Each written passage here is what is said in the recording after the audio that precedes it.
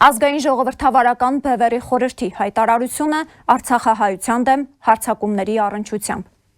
Ազգային ժողովրդավարական բևեռի խորհուրդը խստորեն դատապարտում է Հայաստանը զավթած ռուս-թուրքական կոլաբորացիոն կառավարության կողմից սոցիալական ցանցերով եւ հանրային այլ միջոցներով Արցախահայության դեմ կազմակերպած վայրահաչության, ատելության խոսքի, հայ ժողովրդի պառակտման ուղղված արշավը։ Արցախահայությունը Հայաստանի մյուս մարզերի քաղաքացիների նման գտնվում է իր տանը, Հայաստանի Հանրապետությունում։ Սահմանադրությամբ ունի բոլոր իրավունքները, անկաշկանդ եւ առանց խոչընդոտների բարձրաձայնելու եւ պայքարելու հայ ժողովրդի եւ Հայաստանի շահերի համար, այդ թվում հավաքներ, ցույցեր, պիկետներ կազմակերպել այդ նպատակներով։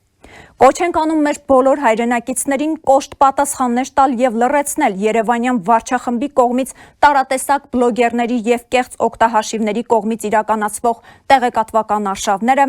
որոնք ուղղված են Արցախի մարզի մեր հայրենակիցներին հայ ժողովրդի ամբողջականությունից թե ազգային, թե քաղաքական առումներով առանձնացնելուն։ Բևեռի խորհուրդը վերահաստատում է, որ Արցախի հանձնումը կազմակերպել եւ իրականացվել է Երևանյան վարչախմբի գործուն դավաճանական մասնակցությամբ,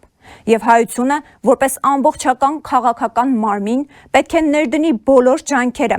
նախ ազատվելու համար կառավարության շենքում նստած թշնամու 5-րդ շարասյունից, այնուհետև իրականացնի Արցախ վերադարձի համար քաղաքական անհրաժեշտ քայլերը։